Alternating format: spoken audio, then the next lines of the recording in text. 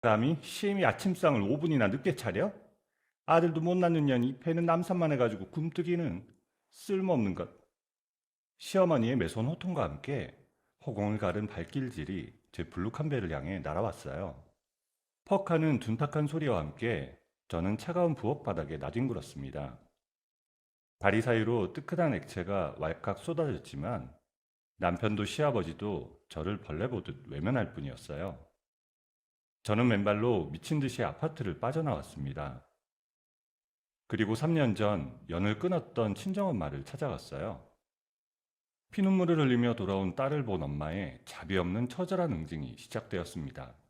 사연 시작 전에 구독 버튼을 눌러주시고 어디서 듣고 계신지 댓글에 남겨주세요. 그곳에 늘 행운이 가득하길 바라겠습니다. 새벽 5시 알람이 울리기도 전에 눈이 번쩍 떠졌습니다. 임신 7개월. 산더미처럼 불러온 배를 두 손으로 감싸 안으며 힘겹게 몸을 일으켰어요. 허리 아래쪽이 끊어질 듯이 아팠지만 얼굴을 찡그릴 시간도 없었습니다. 아침 6시, 그 시간까지 시부모님 밥상을 차려내야 했으니까요. 부엌으로 향하며 저는 3년 전 친정엄마의 얼굴이 떠올랐습니다. 변호사인 우리 엄마는 이 결혼을 죽어라 반대했거든요. 3년 전 상견례 날이었어요. 시어머니는 제가 홀어머니 밑에서 자랐다며 엄마 앞에서 대놓고 저를 무시했습니다. 애비 없이 자란 티가 나면 안 될 텐데. 우리 집안이 어떤 집안인지 알지? 혼수는 이 목록대로 다 해올 수 있고 못하면 이 결혼 안 되는 줄 알아. 그날 집으로 돌아오는 차 안에서 엄마는 제 손을 꽉 잡고 눈물을 흘렸습니다. 수진아, 저 집안은 절대로 안 돼. 며느리를 사람 취급 안 할 인간들이다. 널 종년 부리듯 할 게 뻔해. 저런 시어미 옆에서는 하루도 편할 날이 없다. 당장 파혼해. 하지만 저는 그 말을 듣지 않았습니다. 엄마 손을 뿌리쳤어요. 그때 제 눈에는 오직 저만 사랑한다고 손에 물 한 방울 안 묻히게 해주겠다며 맹세하던 남편만 보였으니까요. 엄마가 뭘 알아. 오빠는 나 없으면 못 산대. 엄마가 계속 반대하면 나 엄마 안 보고 살 거야. 연 끊어. 엄마의 가슴에 대못을 받고 선택한 결혼. 그 결과가 얼마나 지옥 같은지 깨닫는 데는 그리 오랜 시간이 걸리지 않았습니다. 신혼 첫날부터 시어머니는 저를 부엌으로 밀어 넣었어요. 시아버지는 된장찌개에 멸치볶음, 시어머니는 맑은 북엇국에 깻잎 무침, 반찬도 국도 싹 다르게 매일 새벽 6시에 두 개의 밥상을 차려야 했어요. 반찬이 하나라도 빠지거나 찌개가 조금이라도 짜면 그날은 하루 종일 시어머니의 욕설을 들어야 했어요. 제가 임신을 하고 배가 산만하게 불러와도 시어머니는 눈 하나 깜짝하지 않았습니다. 오히려 제가 딸을 가졌다는 소식을 듣고는 더 악독하게 굴었어요. 아들도 못 낳는 년이 배는 왜 저렇게 남산만 해? 꼴 보기 싫으니까 내 옆에서 얼쩡거리지 마. 그 모진 구박을 꾹꾹 참으며 부엌으로 들어섰습니다. 어젯밤부터 빈혈이 심해서 머리가 빙빙 돌고 눈앞이 캄캄했어요. 싱크대를 잡은 두 다리가 후들후들 떨렸습니다. 그래도 꾹 참고 냄비에 불을 켰어요. 북어를 끓이고 멸치를 달달 볶았습니다.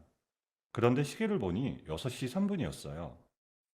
제 심장이 덜컥 내려앉았습니다. 거실 복도에서 무거운 발소리가 들리더니 부엌문이 부서져라 열렸어요.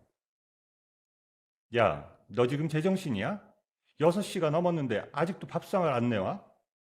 내가 굶어 죽는 걸 보고 싶어서 환장을 했어? 저는 놀라서 허리를 90도로 굽혔습니다. 어머니, 죄송합니다. 어지러워서 조금 늦었어요. 빨리 해서 방으로 드릴게요. 시어머니가 매서운 눈으로 식탁 위에 차려진 반찬을 훑어보았어요. 그러더니 얼굴을 흉측하게 일그러뜨렸어요. 이게 다 된 거야? 이 깻잎 꼬라지 좀 봐. 물기가 줄줄 흐르지 않니? 내가 물기 꽉 짜서 묻히라고 100번은 말했지? 3년을 가르쳐도 이 모양이야. 아주 밥통 같은 년. 쓸모가 없어. 어머니, 제가 지금 다시 꽉 짤게요. 화 푸세요. 시끄러워. 너 같은 년이 해주는 밥 안 먹어. 그 순간이었습니다. 시어머니가 씩씩거리며 다가오더니 발로 밥상을 냅다 걷어찼어요. 밥상 위 그릇들이 바닥으로 내동댕이 쳐졌어요. 뜨거운 국물이 사방으로 튀고 사기 그릇이 쨍그랑 산산조각이 났습니다. 저는 본능적으로 배를 꽉 감싸 안고 뒤로 주춤 물러났어요. 어디서 게으름을 피워? 임신한 게 벼슬이야? 뱃속에 든 것도 케이지배인 주제에 어딜 빳빳하게 서 있어? 어머니, 제발요. 뱃속에 아기가 놀라요. 잘못했습니다. 하지만 시어머니는 이성을 잃은 사람 같았어요. 그녀의 발이 번쩍 허공을 가르더니 그대로 제 불룩한 배를 향해 날아왔습니다. 뭔가 둔탁하고 끔찍한 소리가 났어요. 저는 비명을 지르며 차가운 부엌 바닥으로 나동그라졌습니다. 눈앞이 번쩍하더니 뱃속 깊은 곳에서 뭔가 툭 하고 끊어지는 듯한 엄청난 고통이 밀려왔습니다. 그리고 다리 사이로 무언가 뜨끈하고 축축한 것이 왈칵 쏟아져 내리는 것이 느껴졌습니다. 숨을 쉴 수가 없었어요. 덜덜 떨리는 손으로 다리 아래를 만졌습니다. 새빨간 피였어요. 하열이었습니다. 우리 아기, 저 피가 나요. 좀 도와주세요. 제 비명소리에 안방문이 열렸습니다. 출근 준비를 하던 남편이 넥타이를 매며 부엌으로 걸어왔어요. 저는 바닥을 기어가듯 손을 뻗어 남편의 바지가랑이를 붙잡았습니다. 여보, 나 배가 너무 아파. 제발 나 좀 병원에 데려다 줘. 제발. 남편은 바닥에 엎드려 피를 흘리는 저를 쓱 내려다보았습니다. 놀란 기색은커녕 오히려 귀찮다는 듯이 미간을 팍 찌푸렸어요. 아 진짜 아침부터 밥상을 왜 없고 그래? 엄마? 나 출근 늦었는데 알아서들 해. 남편은 제 손을 매몰차게 떨쳐내고는 구두를 신고 현관문을 쾅 닫고 나가버렸어요. 거실 소파에 앉아 신문을 보던 시아버지도 부엌문을 한번 힐끔 쳐다보더니 혀를 찼습니다. 에잉, 아침부터 재수없게 피를 보고 난리야. 시끄러우니까 문 닫아. 아무도, 그 아무도 저를 돕지 않았습니다. 시어머니는 깨진 그릇 앞에서 팔짱을 딱 낀 채 바닥에서 죽어가는 저를 벌레 보듯이 내려다보며 코웃음을 쳤어요. 엄살 부리지 말고 당장 일어나서 바닥이나 닦아. 재수 없는 년. 바닥에 엎드린 채 저는 입술을 질끈 깨물었습니다. 입술에서 피가 났어요. 머릿속이 차갑게 식어갔습니다. 저는 초인적인 힘을 쥐어짜냈어요. 싱크대 모서리를 움켜쥐고 다리를 후들거리며 간신히 몸을 일으켰습니다. 부엌 서랍 위에 있던 핸드폰을 얼른 움켜쥐었어요. 야, 너 어디가? 바닥 안 닦고 어디 가냐고! 저는 뒤도 돌아보지 않고 현관문을 벌컥 열었습니다. 신발을 신을 시간조차 아까웠어요. 맨발로 차가운 아파트 복도를 향해 미친 듯이 뛰었습니다.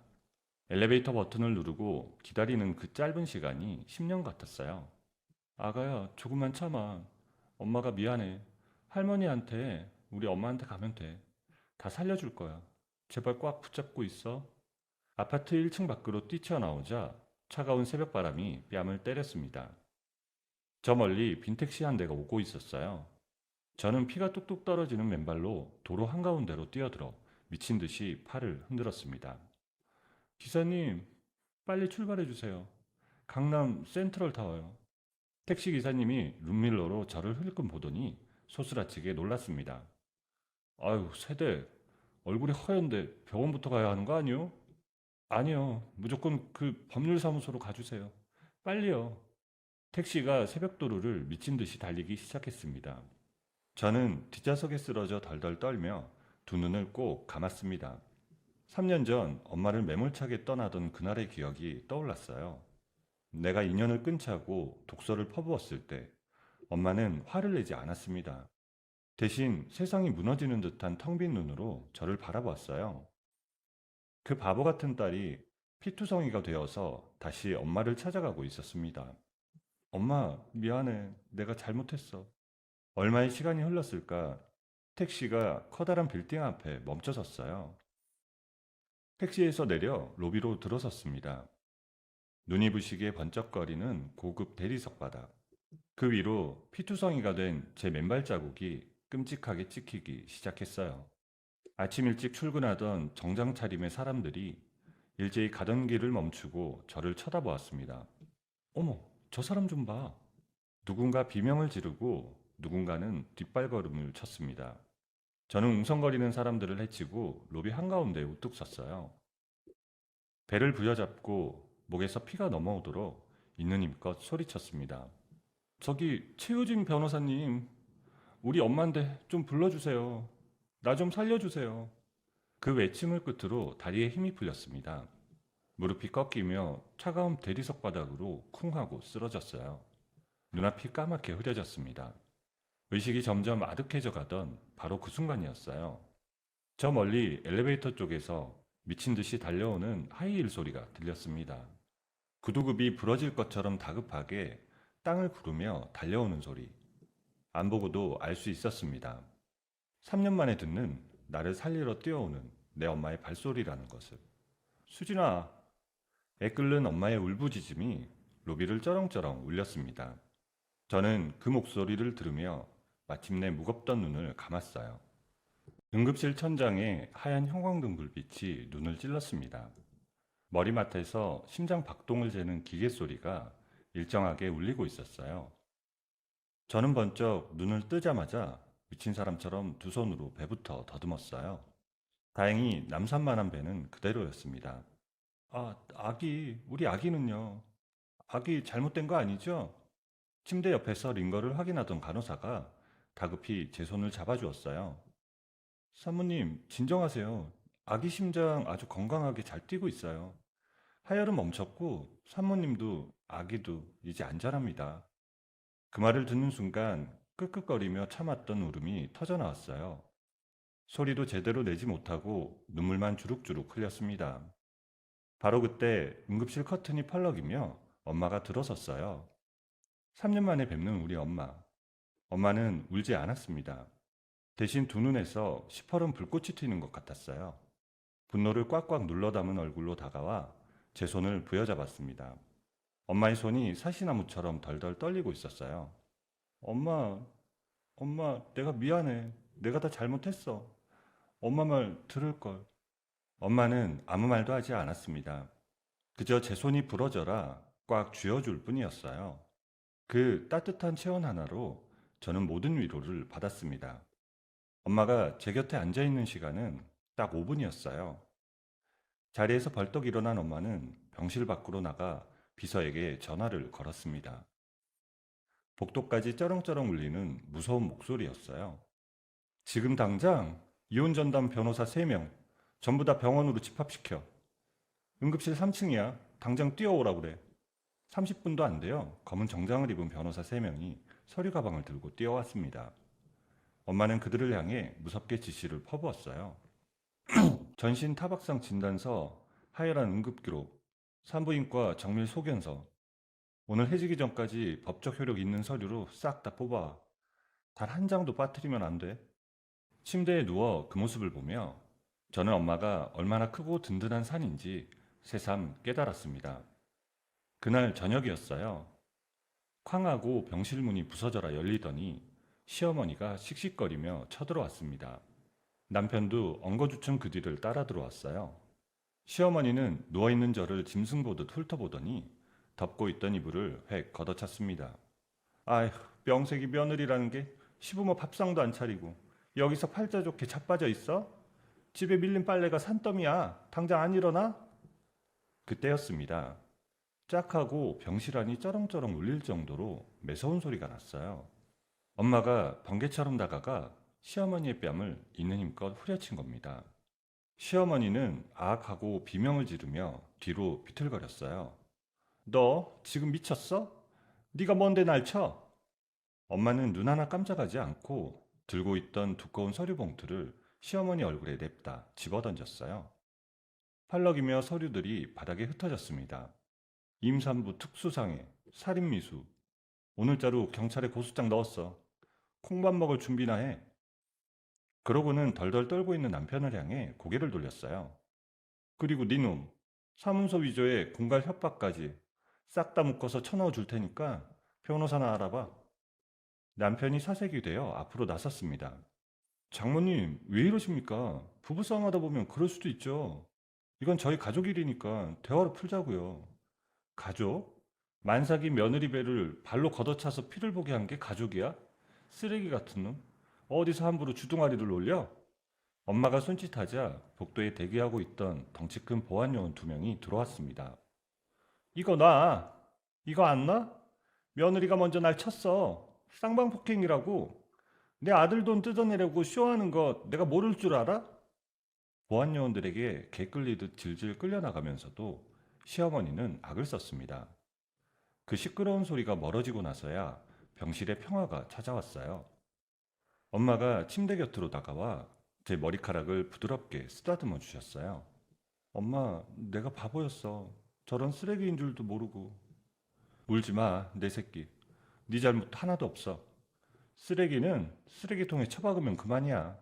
넌 이제 예쁜 아기 생각만 해. 엄마가 다 알아서 할게. 며칠 뒤 태어난 저를 엄마는 친정집으로 데려왔어요. 3년 전 제가 독서를 퍼붓고 도망치듯 나갔던 제 방. 침대에는 보송보송한 새 이불이 깔려 있었습니다. 저는 그 이불을 끌어안고 참았던 눈물을 펑펑 쏟아냈어요. 엄마의 복수는 칼을 뽑은 장수처럼 거침이 없었습니다. 최고급 사설 탐정들을 풀어 시댁 식구들의 3년치 뒷조사를 싹 다 한 것이었어요. 결과는 충격적이다 못해 끔찍했습니다. 시댁이 운영한다던 그 알량한 회사는 빚더미에 앉아 껍데기만 남은 상태였어요. 심지어 시아버지가 회사 돈을 몽땅 빼돌려 다른 사람 이름의 통장에 숨겨두고 있었어요. 남편이란 놈은 더 가관이었어요. 룸사롱에 다니고 불법 도박판을 전전하다가 억대의 빚을 지고 있었어요. 가장 기가 막힌 것은 시어머니였습니다. 아들의 도박 빚을 갚으려고 제 신분증과 도장을 훔쳐다 제 이름으로 엄청난 대출을 받아 쓴 거였어요. 엄마가 그 증거 서류들을 들이밀며 말했습니다. 수진아, 똑똑히 봐라. 저것들은 널 며느리가 아니라 돈줄로 호구로 본 거야. 처음부터 다 계획하고 널 이용해 먹은 거라고. 내 이름으로 빚을 냈다고? 나는 은행 근처에도 간 적이 없는데. 가짜 도장 파서 서류 위조한 거지. 걱정하지 마. 이 죄까지 다 얹어서 평생 감옥에서 썩게 만들 테니까. 재판이 시작되자 시어머니는 경찰서에서 눈물 연기를 하며 거짓말을 늘어놓았습니다. 제가 먼저 시어머니를 밀쳤다고 억지를 부렸고 남편은 제가 대출에 동의했다고 거짓말을 했어요. 시댁은 비싼 돈을 주고 판사 출신 변호사까지 샀습니다. 하지만 뛰는 놈 위에 나는 놈이 있는 법. 엄마는 경찰 조사실에서 숨겨둔 폭탄을 터뜨렸습니다. 바로 시댁 아파트 현관에 설치된 CCTV 영상이었어요. 제가 배를 부여잡고 피를 뚝뚝 흘리며 맨발로 도망치는 모습이 너무나도 선명하게 찍혀 있었어요. 게다가 엄마가 끈질기게 설득한 끝에 시댁에서 일하던 가사도우미 아줌마가 사모님이 며느리 배를 발로 차는 걸 똑똑히 봤다며 증언까지 해준 것이었어요. 빼도 박도 못하는 증거 앞에 시댁 식구들은 그물에 걸린 물고기처럼 파닥거렸어요. 싸움이 치열해지던 어느 날 저녁, 엄마가 제 방에 들어오더니 낡은 스케치북과 책 몇 권을 침대 위에 올려놨어요. 제가 대학교 때 보던 패션 디자인 책들이었습니다. 엄마, 이거 버린 거 아니었어? 더러운 싸움은 애미가 할게. 넌 뱃속의 내 손녀 생각하면서 네가 진짜 좋아했던 거 그려봐. 저는 떨리는 손으로 스케치북을 펼쳤습니다. 하얀 종이를 보자 가슴이 뛰었어요. 연필을 쥐고 우리 아기가 태어나면 입힐 작고 귀여운 베네 쪼고리를 그리기 시작했어요. 그림을 그리는 동안에는 지옥 같던 시댁 생각도 싹 사라졌습니다. 아기가 기분이 좋은지 배를 톡톡 찼어요. 저는 빙그레 웃었습니다. 그때였어요. 엄마의 핸드폰이 요란하게 울렸습니다. 전화를 받은 엄마의 미간이 무섭게 찌푸려졌어요. 뭐라고? 지금 그 여자가 우리 회사 로비에 와 있다고? 로펌 비서의 다급한 전화였습니다. 대표님, 지금 젊은 여자가 찾아왔는데 자기가 시아버지 되시는 분의 아이를 임신했다면서 당장 대표님을 만나게 해달라고 난리를 치고 있습니다. 시아버지의 아이를 임신한 젊은 여자라니. 엄마와 저는 너무 놀라 입을 다물지 못한 채 서로의 얼굴만 멍하니 쳐다보았습니다. 서울 한복판 하늘 높은 줄 모르고 솟아있는 우리 엄마의 대형 로펌. 그곳에서 가장 크고 화려한 VIP 회의실 문이 조심스럽게 열렸습니다. 안내를 받으며 들어온 사람은 앳된 얼굴의 젊은 여자였어요. 나이는 기껏해야 25이나 되었을까요? 화장기 하나 없는 얼굴은 백지창처럼 하얗게 질려 있었습니다. 눈 밑에는 며칠 밤을 꼬박 세운 사람처럼 시커먼 그늘이 푹 파여 있었죠. 그런데 제 두 눈을 멈추게 한 것은 그 여자의 배였어요. 임신 7개월인 저만큼이나 여자의 배도 동그랗게 남산만하게 불러 있었어요. 여자는 저와 엄마를 번갈아 보더니 겁에 질린 짐승처럼 흠칫 놀라며 자리에 앉으려다가 불룩한 배 때문에 하마터면 뒤로 넘어질 뻔했습니다. 안녕하세요. 저는 박은희라고 합니다. 저 이준혁 회장님, 그러니까 사돈어른 되시는 분 회사에서 비서로 일했습니다. 이준혁. 그 이름 세 글자에 제 심장이 쿵 하고 내려앉았습니다. 시아버지의 이름이었어요. 엄마는 팔짱을 딱 낀 채 매서운 눈초리로 은희라는 여자를 위아래로 훑어보았습니다. 아가씨, 내 시간은 1분 1초가 다 돈이야. 쓸데없는 소리 할 거면 당장 나가고 용건만 아주 짧고 간단하게 말해. 여기 찾아온 이유가 뭐야? 은희는 덜덜 떨리는 두 손을 무릎 위에 꾹 모아주었어요. 그러더니 마른 침을 꿀꺽 삼키고 입을 뗐습니다. 저 이준혁 회장님이랑 3년 넘게 만났습니다. 회사에 갓 20살 넘어서 비서로 들어갔다가 회장님이 하도 끈질기게 챙겨주시고 들이대셔서 그렇게 됐습니다. 그런데 제가 임신을 한 겁니다. 임신 사실을 회장님께 말씀드렸더니 은희의 눈에서 결국 참았던 눈물이 뚝뚝 떨어졌습니다. 그날로 당장 회사에서 쫓겨났어요. 회장님은 제 얼굴에 돈 봉투 하나를 휙 던지시더니 당장 병원 가서 애 지우라고 소리 지르셨고요. 그리고는 전화번호도 바꾸고 비서실을 통해서 아예 저를 만나주지도 않았습니다. 그 말을 듣는 순간 제 가슴 한 구석이 칼에 찔린 듯 아팠습니다. 은희는 아랫입술을 꽉 깨물었어요. 입술에서 피가 날 것 같았습니다. 돈 봉투를 던져주고 버리면 끝입니까? 제 뱃속에 든 생명은 어쩌고요? 도저히 무서워서 수술대 위에는 못 올라가겠더라고요. 그래서 애 안 지웠습니다. 혼자 낳아서 키우려고 스무진했어요. 잠시 회의실 안에는 숨소리 하나 들리지 않는 무거운 침묵이 흘렀습니다. 저는 은희의 둥근 배에서 눈을 뗄 수가 없었어요. 배를 감싸 안고 있는 저 불쌍한 손. 나쁜 시댁 식구들에게 짓밟히고 처참하게 버려진 꼴이 며칠 전 맨발로 피를 흘리며 도망치던 제 모습과 너무 똑같았습니다. 그래서 그쪽 억울한 사정은 알겠는데 내 딸 이혼 소송 맡고 있는 우리 로펌에는 대체 왜 기어 들어온 거야? 은희가 훌쩍이며 고개를 번쩍 들었습니다. 눈동자에 도끼가 서려 있었어요. 회사에 소문이 쫙 퍼졌습니다. 며느리분께서 대형 로펌 대표인 친정 어머니를 등에 업고 시댁을 완전히 박살낼 준비를 하고 있다고요. 저요, 이준혁 회장님한테 버림받은 것도 억울해 미치겠는데 지금 시어머니 되시는 본처분한테 끔찍한 협박까지 당하고 있습니다. 네? 우리 시어머니가요?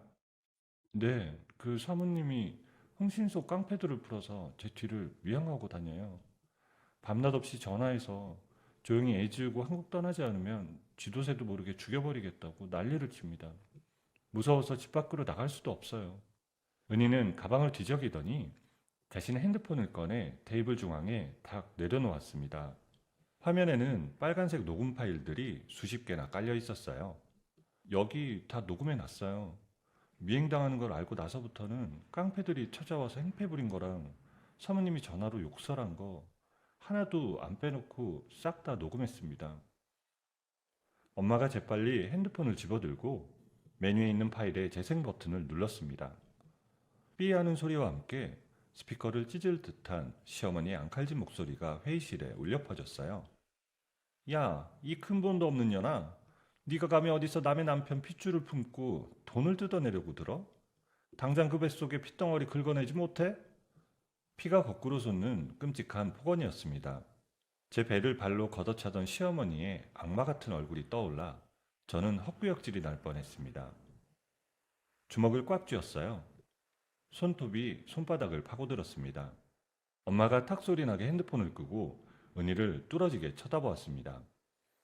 아주 좋은 증거네. 살해 협박. 근데 이것만 가지고 나한테 온 건 아닐 테고. 또 뭐 가져왔어? 확실한 거 내놔 봐. 은희가 결심한 듯 가방 깊은 곳에 두툼한 노란색 서류 봉투를 꺼내 테이블 위로 쭉 밀어보냈습니다. 이준혁 회장 회사 비밀장부예요. 제가 3년 동안 비서실에서 회장님 개인 금고 관리하면서 직접 복사해 둔 거예요. 겉으로 세금 내는 가짜 장부 말고 진짜 돈이 오간 진짜 장부입니다. 회사 돈 수십억을 몰래 빼돌린 차명 계좌번호, 그 훔친 돈으로 사들인 땅이랑 상가 건물 계약서까지 몽땅 다 들어있어요. 그 순간 엄마의 날카로운 눈매가 호랑이처럼 가늘어졌습니다. 엄마는 재빨리 봉투를 뜯어 서류를 꺼냈습니다. 한 장, 두 장 서류를 넘기는 엄마의 눈동자가 빠르게 흔들렸습니다. 빼곡하게 적힌 숫자들과 도장들, 시아버지가 뒤로 호박씨를 깐 더러운 증거들이 산더미였어요. 엄마는 서류를 탁 내려놓고 입가에 서늘한 미소를 지었습니다. 좋아, 물건은 확실하네. 그럼 조건이 뭐야? 아가씨가 원하는 대가가 뭐냐고. 은희는 두 손을 배 위에 조심스럽게 올려놓았습니다.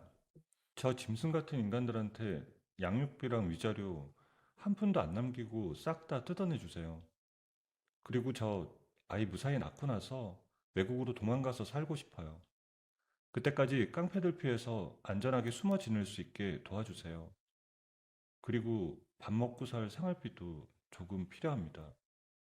회의실 안이 쥐죽은 듯 조용해졌습니다. 저는 의자 끝에 엉덩이를 간신히 걸치고 앉은 은희를 가만히 바라보았습니다. 다 해진 싸구려 인부복, 피곤해 지친 퉁퉁 부은 다리, 남편에게 속고 시댁에 짓밟혀 피눈물을 흘리던 제 모습이 저 여자와 다를 게 뭐가 있단 말입니까? 저 여자도 살기 위해 자기 뱃속에 든 아이를 지키기 위해 호랑이 굴 같은 이곳까지 목숨을 걸고 찾아온 것이었죠. 저는 자리에서 벌떡 일어났습니다. 그리고 엄마의 팔을 꽉 잡았어요. 엄마, 이 여자랑 같이 손 잡아. 우리 같이 해. 엄마가 놀란 눈으로 저를 돌아보았습니다. 저 여자도 나랑 똑같이 당한 거야. 억울하게 버림받은 거라고. 저 여자가 가져온 서류, 저 서류만 있으면 시아버지 숨통을 완전히 끊어놓을 수 있잖아. 나 때리고 내 돈 뺏어간 그 악마 같은 인간들 아주 밑바닥까지 박살낼 수 있다고. 제 외침에 엄마는 흠칫 놀라는 듯 하더니 이내 든든한 미소를 지으며 제 손을 토닥여 주셨어요. 그리고 다시 은희를 향해 고개를 돌렸습니다. 회장님 포스가 뿜어져 나왔어요. 좋아, 내 딸이 하자니 해야지. 단, 이 장부들이 법정에서 쓸 수 있는 진짜인지 우리 회계팀이 싹 다 검사할 거야. 그 전까진 돈 한 푼도 못 줘. 하지만 오늘 지금 이 시간부터 당신 목숨은 우리 로펌이 지킬 거야. 당장 짐 챙겨서 우리 로펌이 관리하는 안전한 비밀집으로 들어가 있어. 그 말을 듣자마자 은희는 참았던 눈물을 터뜨리며 바닥에 엎드려 엉엉 울기 시작했어요. 감사합니다. 정말 감사합니다. 대표님, 사모님, 정말 감사합니다. 그날 저녁 엄마는 덩치 큰 경호원들을 붙여 은희를 아무도 모르는 안전한 곳으로 숨겨주었어요. 그리고 꼬박 이틀 밤낮을 세워 로펌의 최고급 회계사들과 변호사들이 은희가 가져온 장부를 탈탈 털었습니다.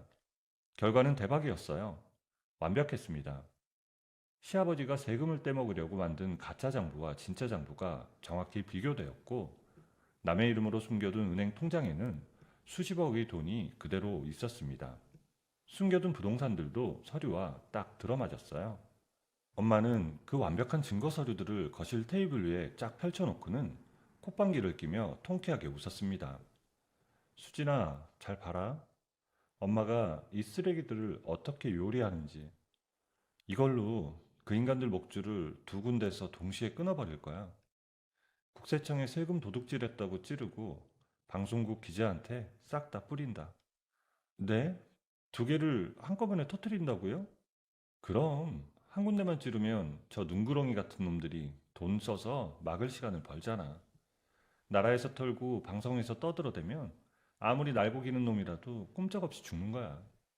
엄마의 행동은 번개처럼 빨랐습니다.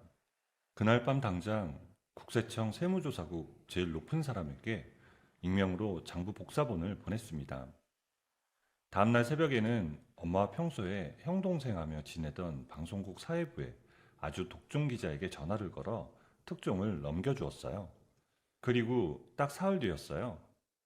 아침을 먹고 거실 소파에 앉아 텔레비전을 보던 제 눈이 번쩍 뜨였습니다. 시아버지 회사 건물 앞이 보였어요. 수십 대의 검찰 승합차가 번쩍거리며 서 있었고 파란색 압수수색 박스를 든 검찰 수사관들이 회사 입구에서 줄줄이 쏟아져 나오고 있었습니다. 기자들의 카메라 플래시가 번쩍번쩍 눈을 찔렀어요. 그 다음 순간 제 입에서 헉하는 탄성이 터져 나왔습니다. 화면 구석에서 양복 상의를 뒤집어 쓰고 얼굴을 가린 채 쥐새끼처럼 도망쳐 나오는 남자가 있었어요. 바로 시아버지였습니다. 평소엔 헛기침을 하며 며느리를 벌레 보듯 무시하던 그 잘난 시아버지가 기자들에게 둘러싸여 멱살이 잡힌 채 질질 끌려가고 있었어요. 회장님, 숨겨둔 돈이 수백억이라는데 사실입니까? 아들 도박빚 갚아주려고 회사 돈 훔치신 거 맞습니까? 기자들의 마이크가 시아버지의 얼굴을 마구 찔러댔습니다. 그 뒤를 이어 헝클어진 머리를 하고 미친 사람처럼 뛰어나오는 시어머니가 카메라에 떡하니 잡혔습니다. 시어머니는 방송국 카메라를 향해 가방을 휘두르며 악을 썼어요. 찍지 마, 이것들아. 미쳤나? 누굴 찍어? 다 헛소문이야. 우리 며느리년이 우리 집안 재산 뺏으려고 모함하는 거라고. 이것들이 다 비켜. 시어머니는 발을 헛디뎌 바닥에 보기 흉하게 나동그라졌어요. 그 꼴사나운 모습이 아침 생방송을 타고 전국 방방곡곡으로 퍼져나갔습니다. 저는 소파에 기대 앉아 그 통쾌한 화면에서 단 1초도 눈을 떼지 않았습니다. 등줄기에서 식은땀이 흐르면서도 가슴속이 뻥 뚫리는 것처럼 시원했어요. 그때 뱃속에 우리 예쁜 딸이 톡톡하고 발을 힘차게 뻗었습니다. 저는 두 손으로 따뜻한 배를 쓰다듬으며 입가에 활짝 미소를 지었어요. 우리 아가 봤니? 나쁜 놈들이 천벌을 받고 있어. 엄마가 우리 아가 지켜줄게. 저것들 바닥까지 철저하게 부서지는 꼴 엄마가 두 눈 부릅뜨고 다 지켜볼 거야. 진짜 복수는 이제 겨우 시작이었습니다. 검찰 압수수색 보도가 터진 뒤 시댁은 수사와 재판 대응에 정신이 없었습니다. 그 틈을 타 저는 엄마의 아파트 거실 테이블을 작업실 삼아 스케치북을 펼쳤어요. 배가 점점 더 무거워졌지만 연필을 쥔 손만큼은 가벼웠습니다. 아이가 태어나면 입힐 옷들을 하나씩 그려나갔어요. 단추 하나, 주머니 하나, 소매 끝에 작은 자수 하나까지. 그러던 어느 날 오후 엄마가 거실로 들어오더니 남자 한 명을 데리고 왔어요. 인사해, 지훈이야. 백화점 유통망 쪽으로는 이 사람 모르는 사람이 없어. 지훈이 가볍게 고개를 숙였어요. 나이는 30 중반쯤 되어 보였습니다. 깔끔하게 다린 셔츠 차림에 서류 가방을 들고 있었어요. 최 변호사님한테 많이 들었습니다. 스케치 좀 봐도 될까요? 저는 잠깐 망설이다가 스케치북을 테이블 위로 밀었습니다. 지훈이 의자를 당겨 앉더니 한 장씩 천천히 넘겼어요. 아무 말도 하지 않았습니다. 끝까지 다 넘기고 나서 스케치북을 덮더니 저를 보았습니다. 이거 파실 생각 있으세요? 파는 게 아니라 만들고 싶어요. 지훈이 잠깐 보더니 작게 웃었습니다. 그럼 같이 만들죠. 그렇게 시작되었습니다. 지훈은 다음 날부터 바로 움직였어요. 원단 공장 섭외, 생산 라인 미팅, 납품업체 조율까지 발로 뛰어야 하는 일들을 전부 도맡았습니다. 만삭인 저는 아파트에서 디자인 작업에만 집중했어요. 하열의 여파로 의사가 최대한 안정을 취하라고 신신당부를 했기 때문에 외출은 엄두도 낼 수 없었습니다. 지훈이 저녁마다 아파트로 와서 그날의 진행 상황을 보고했어요. 오늘 성수동 원단 공장 세 군데 돌았는데 두 군데는 소량 생산 가능하다고 했어요. 샘플 뽑아보고 결정하시죠. 어린아이 피부에 닿는 거니까 소재가 제일 중요해요. 부드러운 걸로요. 지훈이 수첩에 받아 적으며 고개를 끄덕였습니다. 알겠어요. 촉감 좋은 천연 소재 위주로 다시 알아볼게요. 매일 저녁 테이블 위에 원단 샘플과 스케치가 함께 펼쳐졌어요. 지훈이 가져온 천을 손으로 만져보고 마음에 드는 것을 골라 스케치 위에 올려보며 확인했어요. 아이를 위한 옷을 만든다는 생각을 하면 뱃속의 아이가 발을 구르는 것 같았습니다. 한편 은희는 엄마의 보호 아래 검찰 조사실에 출석했어요. 시아버지의 지시로 이루어진 자금 세탁 과정과 차명 재산의 위치를 낱낱이 진술했습니다. 조사 과정에서 새로운 사실이 줄줄이 터져 나왔어요. 시아버지의 비자금이 시어머니의 불법 부동산 투기에 쓰였고 남편의 억대 도박을 갚는데도 흘러갔다는 것이 밝혀졌어요. 이들의 범죄 수익이 전부 동결되었습니다. 시댁을 옹호하던 정관 변호사들이 하나둘 사임을 하기 시작했어요. 마지막까지 남아있던 변호사마저 짐을 싸며 나가는 날, 엄마가 퇴근하고 돌아오더니 코트를 벗으며 담담하게 말했습니다. 이제 기울었어. 저는 그 말을 들으며 스케치북에 마지막 획을 그었습니다. 브랜드 이름을 적는 칸이었어요. 뱃속에 아이 이름을 먼저 지었습니다. 봄이. 따뜻하고 새로운 것들이 돋아나는 계절의 이름이었어요. 그 이름을 쓰고 나니 브랜드 이름도 자연스럽게 따라왔습니다. 스프링 블라썸. 지훈에게 이름을 보여주었더니 한참을 들여다보다가 말했습니다. 좋은데요. 이름에서 이미 이야기가 느껴져요. 론칭 캠페인은 지훈이 기획했습니다. 상처받은 예비 엄마가 아이를 위해 직접 만든 옷이라는 이야기를 전면에 내세웠어요. 과장하거나 꾸미지 않았습니다. 있는 그대로의 이야기였으니까요. 온라인 플랫폼에 디자인을 선공개하는 날, 저는 엄마 옆에 앉아 화면을 바라보았어요. 반응은 빨랐습니다. 맘카페에서 먼저 퍼지기 시작했어요. 실용적인데 이쁘다. 소재가 부드럽다. 이야기가 마음에 걸린다는 댓글들이 달렸습니다. 공유가 공유를 낳았어요. 오픈 당일 샘플 물량이 전부 동이 났습니다. 저는 화면을 보다가 눈물이 났어요. 소리 없이 흘렀습니다. 엄마가 제 어깨를 감쌌고 지훈이 테이블 건너편에서 박수를 쳤어요. 해냈네요. 고마워요, 두 분 다.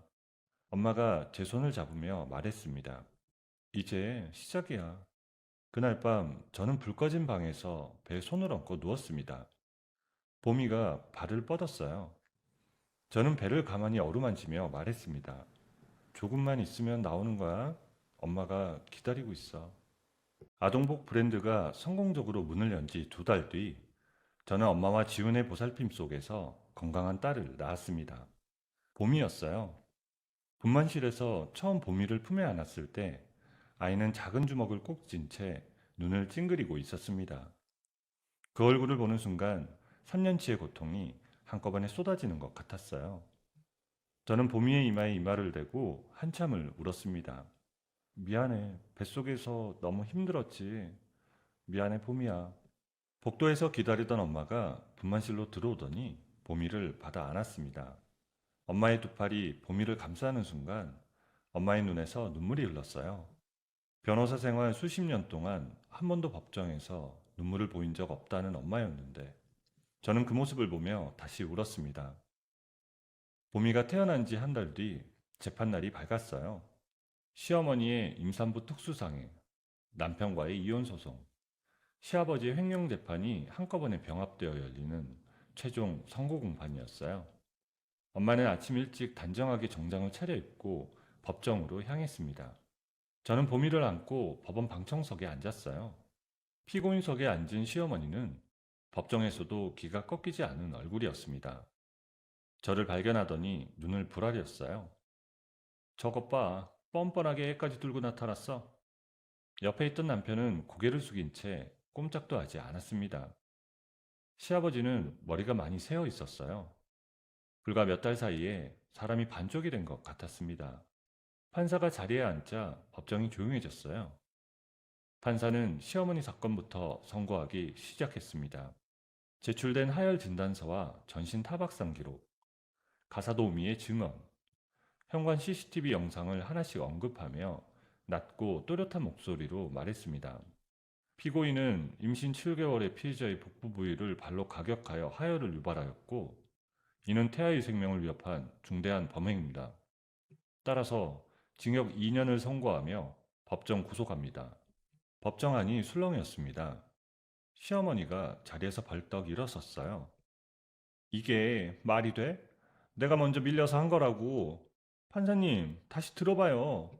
법정 경위들이 시어머니의 발을 잡았어요. 시어머니가 발버둥치며 저를 향해 소리를 질렀습니다. 네가 다 꾸민 거잖아. 두고 봐. 이 은혜를 잊나? 저는 보미를 꼭 안은 채 시어머니를 바라보았습니다. 눈 하나 깜짝하지 않았어요. 수갑이 채워지고 시어머니가 법정 밖으로 끌려나가는 것을 끝까지 지켜보았습니다. 이혼 소송 판결이 이어졌어요. 판사가 위자료 전액 지급 판결을 내리며 남편에게 이혼 서류에 서명하도록 했습니다. 남편은 고개를 숙인 채 볼펜을 들었어요. 도장이 찍히는 소리가 제 귀에 또렷하게 들렸습니다. 3년이었어요. 그 3년이 그 소리 하나로 끝났습니다. 남편이 자리에서 일어서며 저를 한번 바라보았어요. 나는 그게 할 말 없어요. 그냥 나가요. 남편은 입을 다물고 고개를 떨구었습니다. 그대로 법정을 나갔어요. 시아버지 선고가 마지막이었습니다. 은희의 진술과 이중장부, 차명 계좌 기록이 결정적인 증거로 채택되었어요. 판사가 서류를 내려다보다가 고개를 들었습니다. 피고인은 장기간에 걸쳐 회사 자금을 조직적으로 횡령하고 탈세를 저질렀으며 이를 은폐하기 위해 가족 명의의 차명 재산을 운용하였습니다. 따라서 징역 5년, 추징금 전액 납부를 명합니다. 시아버지는 아무 말도 하지 않았습니다. 그냥 무너지듯 고개를 숙였어요. 회사는 그 날짜로 최종 부도 처리되었고 시댁이 전 재산이 압류되었습니다. 재판이 끝나고 법원 밖으로 나오는데 엄마가 기다리고 있었어요. 정장 차림 그대로 팔짱을 낀 채 햇살 아래 서 있었습니다. 다 끝났어, 엄마. 엄마가 천천히 걸어오더니 보미를 바라보았습니다. 보미가 엄마를 보고 입을 벌려 웃었어요. 이가 하나도 없는 해맑은 미소였습니다. 엄마가 보미의 볼에 손을 갖다 대며 말했습니다. 이제 우리 봄이 할머니가 지켜줄게. 그날 오후 로펌 회의실에서 은희와 마지막으로 마주 앉았어요. 은희는 큼직한 캐리어 하나를 옆에 두고 있었습니다. 합의금이 담긴 계좌이체 확인증을 손에 쥔 채 저를 바라보았습니다. 고마워요. 진심으로요. 저는 은희의 손을 두 손으로 잡았습니다. 잘 가요. 아이랑 잘 살고요. 은희가 고개를 끄덕이며 자리에서 일어섰어요. 캐리어를 끌며 회의실 문을 나서는 은희의 뒷모습을 바라보았습니다. 문이 닫히고 나서 저는 오래 그 자리에 앉아 있었어요. 그로부터 3년이 흘렀습니다. 스프링 블라썸은 백화점 두 곳에 정규 매장을 냈습니다. 패션 전문지에서 올해의 신진 브랜드로 선정되었고 인터뷰 요청이 줄을 이었어요. 저는 어느새 업계에서 주목받는 여성 CEO가 되어 있었습니다. 지우는 매장 입점 협상이 있는 날이면 어김없이 제 옆에 있었습니다. 처음에는 파트너였던 사람이 언제부터인가 제 상처를 가장 가까이서 들여다보는 사람이 되어 있었어요. 보미가 지훈을 보면 두 팔을 벌리며 달려갔어요. 지훈은 그때마다 보미를 번쩍 안아 올리며 웃었습니다. 주말이면 엄마의 아파트에 셋이 모였습니다. 엄마가 된장찌개를 끓이고 저는 보미를 안고 부엌을 기웃거렸어요. 보미가 엄마 품에서 빠져나와 거실을 뒤뚱뒤뚱 걷다가 소파 모서리에 이마를 박고 엉엉 울었습니다. 지훈이 달려가 보미를 안아 올리고 엄마가 냄비 뚜껑을 열어두고 달려와 보미 이마를 살폈어요. 저는 그 광경을 부엌 문 앞에 서서 바라보았습니다. 보미의 세 번째 생일이 다가왔어요. 엄마가 보미가 좋아하는 딸기 케이크를 주문했고 지우는 보미가 며칠째 가게 창문에 코를 붙이고 들여다보던 토끼 인형을 사왔어요. 생일 노래를 부르며 초에 불을 붙이자 보미가 뒷밤에 바람을 잔뜩 모았습니다. 소원 빌어야지 보미. 소원이 뭔지 몰라. 엄마가 웃으며 보미 머리를 쓰다듬었어요. 그럼 그냥 불어. 소원은 할미가 빌게. 보미가 후 하고 불었어요. 초가 한꺼번에 꺼졌습니다. 박수 소리가 터졌어요. 보미가 까르르 웃으며 두 팔을 들어 올렸습니다. 저는 보미를 안아 올려 뺨에 입을 맞추었어요. 생일 축하해 보미야. 창밖으로 봄 햇살이 환하게 쏟아졌습니다. 보미의 생일 파티가 끝나고 일주일이 지난 어느 아침이었어요. 보미를 씻기려고 옷을 벗기다가 손이 멈췄습니다. 팔 안쪽에 시퍼런 멍이 번져 있었어요. 넘어진 기억이 없었습니다. 부딪힌 곳도 없었어요. 저는 보미의 팔을 들어 빛에 비춰보았습니다. 멍은 생각보다 넓었습니다. 보미야, 어디서 다쳤어? 아프지 않아? 몰라, 나 안 아픈데. 그날 저녁 보미의 체온을 보니 38도가 넘었습니다. 해열제를 먹이고 재웠지만 다음날도 그 다음날도 열이 내리지 않았습니다. 멍은 팔뿐 아니라 허벅지와 등에도 새로 번져 있었어요. 이유를 알 수 없었습니다. 사흘째 되던 날 아침, 저는 보미를 안고 대학병원 소아응급실로 달려갔습니다. 엄마도 연락을 받고 병원으로 왔어요. 의사들이 보미의 팔에 체열 바늘을 꽂고 피를 뽑았습니다. 보미가 따갑다며 울었어요. 저는 보미의 손을 꼭 잡고 괜찮다고 다 됐다고 달랬습니다. 검사 결과가 나오기까지 이틀이 걸렸어요. 그 이틀 동안 보미는 입원실 침대에 누워 링거를 맞았습니다. 열이 오르내렸고 입맛이 없다며 밥을 잘 먹지 않았어요. 저는 보미 옆에 간이 침대를 놓고 밤을 새웠습니다. 눈을 감으면 보미 얼굴이 보여서 잠이 오지 않았어요. 이틀 뒤 오후 주치의가 병실로 들어왔습니다. 표정이 무거웠어요. 의자를 당겨 앉더니 저를 바라보았습니다. 보호자분, 검사 결과 말씀드려도 될까요? 저는 고개를 끄덕였습니다. 보미 골수에서 정상적이지 않은 세포들이 발견됐어요. 급성 백혈병입니다. 방 안의 공기가 한순간에 달라지는 것 같았어요. 무슨 말인지 알아들었는데도 머리가 받아들이지 않았습니다. 저는 잠시 의사를 바라보다가 입을 열었어요. 다시 말씀해 주세요. 급성 백혈병이에요. 바로 항암 치료 시작해야 하고 가능한 한 빨리 골수 이식도 진행해야 합니다. 침대에서 보미가 저를 불렀습니다. 엄마, 왜 그래? 나 아파? 저는 보미에게 돌아서며 입꼬리를 억지로 올렸습니다. 손이 떨렸어요. 아니야, 의사 선생님이랑 얘기하는 거야. 보미는 괜찮아. 병실 밖으로 나오는 순간 다리가 풀렸습니다. 복도벽에 등을 기대며 주저앉았어요. 무릎을 끌어안고 입을 틀어막았습니다. 소리가 새어나왔어요. 짐승 같은 소리였습니다. 엄마가 뛰어오더니 제 앞에 무릎을 꿇고 앉았습니다. 제 어깨를 두 손으로 잡고 흔들었어요. 엄마, 정신 차려. 봄이 들어. 봄이한테 들리면 안 돼. 저는 손으로 입을 막은 채 고개를 끄덕였습니다. 눈물이 턱 아래로 뚝뚝 떨어졌어요. 엄마는 그날 저녁 바로 움직였습니다. 국내 조혈모세포 은행에 봄이의 조직검사 결과를 보내고 일체하는 기증자를 찾아달라고 요청했어요. 지훈도 연락을 받고 병원으로 달려와 할 수 있는 일을 찾았습니다. 엄마의 인맥을 통해 해외 기증자 데이터베이스까지 수소문했어요. 하지만 결과는 번번이 같았습니다. 봄의 조직 적합성 항원이 워낙 특이해서 일치하는 기증자가 나타나지 않는다는 것이었어요. 일주일이 지나고 열흘이 지났습니다. 봄이는 항암 치료를 시작했어요.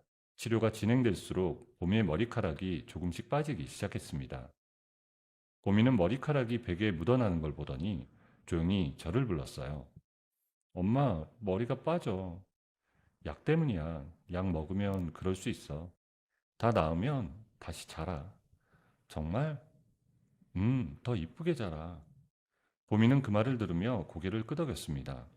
저는 봄이 머리를 쓸어주다가 화장실로 달려가 세면대 앞에서 입술을 깨물었어요. 거울 속의 제 얼굴이 낯설었습니다. 그러던 어느 날 오후 주치의가 조심스럽게 말을 꺼냈어요. 국내외 데이터베이스에서 일치하는 기증자를 찾지 못했어요. 마지막 방법으로 친부 쪽에 연락을 해볼 수밖에 없을 것 같아요. 혈연 기증자가 일치할 확률이 가장 높거든요. 저는 의사가 무슨 말을 하는지 알아들었습니다. 전 남편이었어요. 속이 뒤집혔지만 고개를 끄덕였습니다. 알겠습니다. 병원 측에서 전 남편에게 공식 연락을 보냈습니다. 며칠 뒤 유전자 검사 결과가 나왔어요. 전 남편의 골수가 보미와 100% 일치한다는 내용이었습니다. 그 소식을 들은 날 저녁, 저는 안도와 불안이 뒤섞인 채 병원 복도 창가에 서 있었습니다. 창밖으로 어둠이 내려앉고 있었어요. 보미를 살릴 방법이 생겼다는 것에 안도하면서도 그 방법이 전 남편이라는 사실이 온몸을 긁어대는 것 같았습니다. 그때 로비 쪽에서 경비원이 다가왔어요. 보호자분이세요? 이현수 씨라는 분이 면회 요청하신다는데요. 전 남편의 이름이었습니다. 저는 잠깐 눈을 감았다가 떴습니다. 내려갈게요. 로비에 들어서자 구석 소파에 한 남자가 앉아 있었습니다. 전 남편이었어요. 3년 사이에 몰라보게 달라져 있었습니다. 볼이 꺼지고 눈이 퀭했어요. 옷은 구겨져 있었고 신발 끝이 닳아 있었습니다. 저를 발견하더니 자리에서 일어서며 입꼬리를 비틀었어요. 오랜만이네. 저는 아무 말도 하지 않았습니다. 전 남편이 주머니에 손을 넣으며 말을 이었어요. 검사 결과 나왔던데 내가 딱 맞는다고. 근데 있잖아. 나도 그냥 해줄 수는 없거든. 무슨 소리야? 전 남편이 저를 빤히 보더니 천천히 말했습니다. 스프링 블라썸 지분 절반이랑 현금 30억. 그거 받으면 서명해 줄게. 그거 안 되면 나도 모르는 거야. 저는 전 남편의 얼굴을 바라보았습니다. 이 사람이 한때 제 남편이었다는 사실이 실감나지 않았어요. 전 남편이 소파에서 가방을 집어들며 말했습니다. 내일 아침까지 30억 입금 안 되면 연락하지 마. 나 찾지도 말고. 전 남편이 로비를 가로질러 유리문 밖으로 나갔습니다. 저는 그 자리에 서서 전 남편의 뒷모습이 어둠 속으로 사라지는 것을 바라보았어요. 손이 떨렸습니다. 다리도 떨렸죠. 이대로 뛰어나가 무릎이라도 꿇고 싶었습니다. 로비 구석에서 엄마가 걸어오는 발소리가 들렸어요. 언제 왔는지 몰랐습니다. 엄마는 제 팔을 잡더니 나직하게 말했습니다. 움직이지 마. 엄마, 보미가 있어. 보미를 살려야 해. 돈은 나중에 벌면 되고. 엄마가 제 팔을 더 세게 잡았습니다. 저 사람한테 끌려가면 끝도 없어. 내가 처리할게. 나 믿어. 저는 엄마를 바라보았습니다. 엄마의 눈이 흔들리지 않았어요. 저는 입술을 깨물며 고개를 끄덕였습니다. 전 남편이 최후 통첩을 남기고 떠난 다음 날 아침 8시였습니다. 저는 스마트폰을 손에 쥔 채 뱅킹 앱을 열었어요. 보미가 묵윤실 안에서 링거를 맞고 있었습니다. 유리창 너머로 보이는 보미의 작은 팔에 굵은 바늘이 꽂혀 있었어요. 저는 송금화면에 숫자를 입력하려다 손가락을 멈췄습니다. 그때 엄마가 제 손에서 폰을 가져갔어요. 내가 어젯밤에 다 준비해뒀어. 엄마의 손에는 조그만 녹음기가 들려 있었어요. 어젯밤 로비에서 전 남편이 협박하던 그 순간부터 켜져 있었던 거였어요. 엄마가 가방에서 서류를 꺼내 테이블에 펼쳤습니다. 장기를 대가로 돈을 요구하는 건 법으로 금지되는 거야. 공갈죄에 장기 이식법 위반까지 엮이면 저 사람 꼼짝 못해. 하지만 고소하면 시간이 걸리잖아. 그 사이에 보미가 체포되면 바로 협조하게 만들 수 있어. 믿어. 엄마는 그 자리에서 검찰에 고발장을 접수했습니다. 병원 로비 CCTV 영상과 녹음 파일을 증거로 함께 넘겼어요. 고발장을 접수한 지 2시간도 채 지나지 않아 경찰이 움직였습니다. 전 남편은 병원 근처 모텔방에서 술병을 옆에 두고 입금 문자를 기다리다가 붙잡혔어요. 끌려 나오면서 전 남편이 악을 썼다는 말을 나중에 형사에게 전해 들었습니다. 내가 없으면 그애 죽어. 나 잡아가면 애는 어떻게 할 거야? 하지만 이미 늦었어요. 엄마가 직접 검찰 조사실에 들어섰습니다. 전 남편 앞에 서류를 내려놓으며 말했어요. 장기 이식법 위반에 특가법상 공갈죄. 지금 각오하는 게 좋을 거야. 자기 핏줄 목숨 담보로 흥정한 거 다 녹음됐어. 전 남편이 서류를 들여다보더니 얼굴이 굳었습니다. 잠깐, 나는 그냥 한 말이야. 진짜로 그러려던 게 아니라고. 엄마가 팔짱을 끼며 말을 잘랐습니다. 판사한테 그렇게 얘기해봐. 믿어줄진 모르겠지만. 단, 지금 당장 이식동의서에 사인하면 감경 요청은 내가 해줄 수 있어. 전 남편이 엄마를 보다가 테이블을 보다가 다시 엄마를 보았습니다. 손이 떨렸어요. 결국 서류를 집어들고 지장을 찍었습니다. 저는 조사실 밖에서 그 소식을 듣고 벽에 이마를 기댔어요. 다리에 힘이 풀렸습니다. 됐어. 이제 봄이 살릴 수 있어. 그런데 이틀 뒤였어요. 주치의가 굳은 얼굴로 병실로 들어왔습니다. 기증자 사전 건강검사 결과가 나왔는데요. 간 수치가 너무 높아요. 알코올성 간 손상이 심각한 수준이라 이식 수술을 진행할 수가 없어요. 저는 의사의 말을 들으며 아무 말도 하지 못했습니다. 전 남편이 기증자가 될 수 없다는 뜻이었어요. 마지막 남은 동아줄이 썩어 있었던 거예요. 그럼 이제 어떻게 해요? 다시 기증자를 찾아보는 수밖에 없어요. 하지만 보미 같은 조직 유형은 정말 드물어서 의사가 말끝을 흐렸습니다. 저는 창밖을 바라봤어요. 보미가 묵윤실 안에서 혼자 누워 있었습니다. 눈을 감은 채 자고 있었어요. 조그만 가슴이 오르내렸습니다. 보미야, 눈물이 나오지 않았습니다. 너무 많이 울어서 더 이상 나올 것도 없는 것 같았어요. 그날 밤 엄마는 잠을 자지 않았습니다. 자신이 쌓아온 글로벌 로펌 네트워크를 전부 동원했어요. 아시아 전역의 병원과 적십자 데이터베이스에 보미의 조직 검사 결과를 보내고 일치하는 기증자를 찾아달라고 요청했습니다. 지훈도 밤새 전화를 돌렸어요. 아는 사람을 통해 아는 사람을 연결하며 해외 기증자 명단을 뒤졌습니다. 사흘이 지나고 나흘이 지났습니다. 닷새째 되던 새벽 2시 엄마의 핸드폰이 울렸습니다. 저는 보미 옆 간이 침대에 누워있다가 몸을 일으켰어요. 복도로 나온 엄마가 전화를 받으며 멈췄습니다. 엄마의 등이 보였어요. 처음에는 꼿꼿하던 등이 전화를 받는 동안 천천히 앞으로 굽혀졌습니다. 어깨가 많이 흔들렸어요. 엄마가 전화를 끊고 돌아섰습니다. 눈물이 흘러내리고 있었어요. 변호사가 된 이후로 한 번도 법정 밖에서 운 적이 없다던 엄마였는데 찾았어. 엄마, 지금 대만에서 연락이 왔어. 100% 일치하는 기증자가 있대. 저는 그 자리에서 주저앉았습니다. 복도 바닥에 무릎을 꿇은 채 두 손으로 얼굴을 감쌌어요. 엄마가 내려와 제 어깨를 감쌌습니다. 일어나. 아직 할 일이 남았어. 지훈이 다음날 아침 일찍 병원으로 왔습니다. 엄마와 지훈이 사비를 털어 대만으로 전용기를 띄웠어요. 현지에서 기증자의 골수를 채취하고 국내로 수송하는데 시간이 없었습니다. 골수가 담긴 용기가 전용기에 실려 한국으로 들어오는 동안 저는 수술실 앞 복도에 앉아 두 손을 모았어요. 지훈이 제 옆에 와서 앉았습니다. 아무 말도 하지 않고 제 손 위에 손을 얹었어요. 엄마는 반대편에서 제 어깨에 손을 올렸습니다. 골수가 수술실 안으로 들어갔습니다. 붉은 불이 켜졌어요. 저는 눈을 감고 기도했습니다. 기도하는 방법을 알지 못했지만 그냥 했습니다. 봄이 이름을 속으로 계속 불러봤어요. 얼마나 지났을까요? 붉은 불이 꺼졌습니다. 수술실 문이 열리고 주치의가 나왔어요.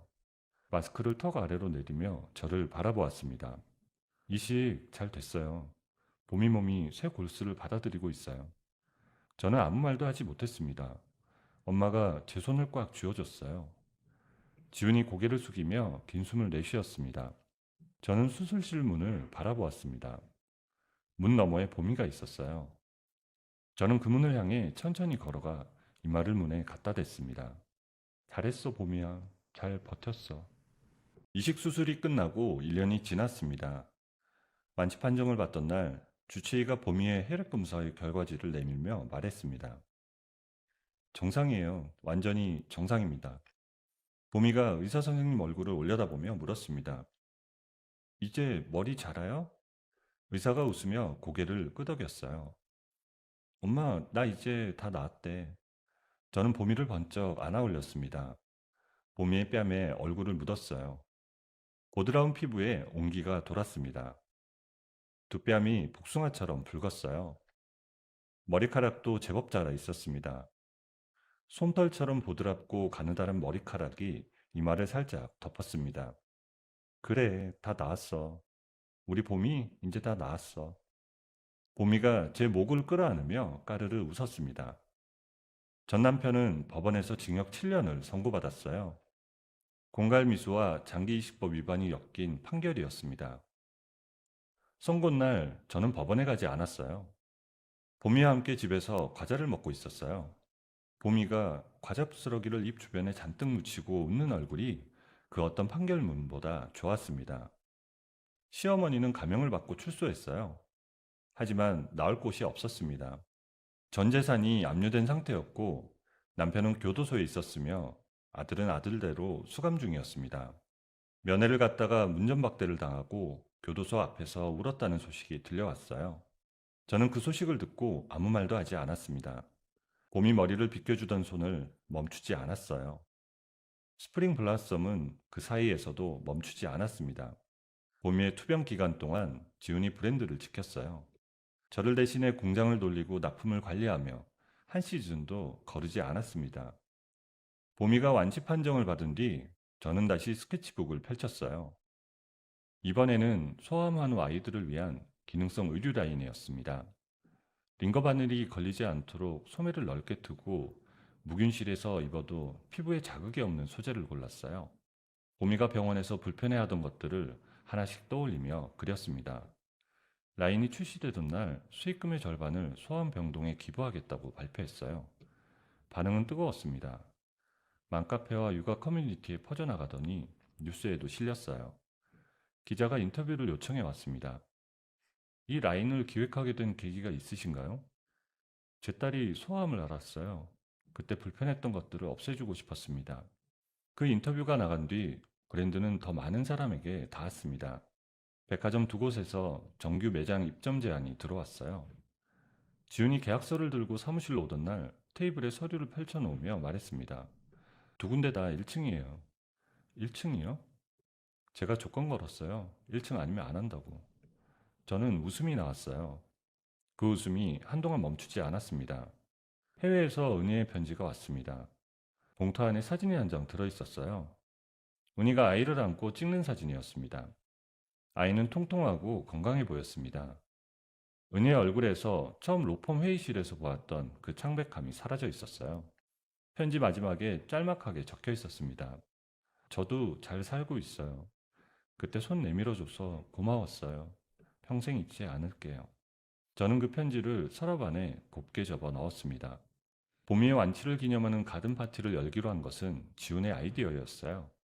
서울 외곽에 넓은 잔디밭이 있는 저택을 빌렸습니다. 화창한 봄날이었어요. 하늘이 맑았고 잔디 위로 바람이 부드럽게 지나갔습니다. 봄이는 새로 산 노란 원피스를 입고 잔디밭을 뛰어다녔어요. 머리카락이 귀 밑까지 자라 있었습니다. 달리다가 넘어지면 혼자 털고 일어나 다시 달렸어요. 저는 그 모습을 바라보며 의자에 앉아 있었습니다. 넘어지는 봄이를 향해 달려가다가 멈췄어요. 봄이가 혼자 일어나는 걸 지켜봤습니다. 엄마가 옆에 와서 앉았어요. 잘 컸다. 봄이요? 아니면 나요? 엄마가 잠깐 저를 보더니 말했습니다. 둘 다. 지훈이 음료수 두 잔을 들고 왔어요. 엄마 앞에 하나를 내려놓고 제 옆에 앉았습니다. 봄이가 잔디밭 저 끝에서 소리를 질렀어요. 엄마, 나비다. 나비 잡았어. 봄이의 손바닥 위에 노란 나비 한 마리가 앉아 있었습니다. 봄이가 숨을 참으며 손을 내밀고 있었어요. 나비가 날개를 한번 파닥이더니 날아올랐습니다. 봄이가 그 뒤를 다시 한번 가보겠습니다. 봄이가 그 뒤를 쫓아 달렸어요. 엄마가 그 모습을 바라보며 천천히 웃었습니다. 변호사로 수십 년을 살아온 얼굴에서 긴장이 전부 내려앉은 얼굴이었습니다. 내가 맡았던 재판이 수백 개야. 근데 이게 제일 잘한 것 같아. 엄마, 나 그때 왜 그랬을까? 엄마 말 들었으면. 엄마가 제 손을 잡아줬어요.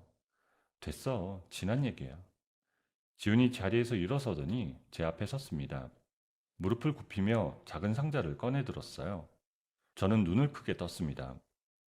처음 스케치북 봤을 때부터 알았어요. 이 사람 옆에 있어야겠다고. 그게 지금까지 왔네요. 지훈 씨, 봄이 아빠 해도 되겠어요? 잔디밭 저쪽에서 봄이가 달려오고 있었습니다. 나비를 놓쳤는지 두 손이 비어 있었어요. 달려오다가 지훈이 무릎을 꿇고 있는 걸 보더니 멈췄습니다. 왜 앉아 있어? 지훈이 봄이를 돌아보며 웃었습니다. 엄마한테 허락받는 중이야. 봄이가 고개를 갸우뚱하더니 저를 보았어요. 엄마, 해줘.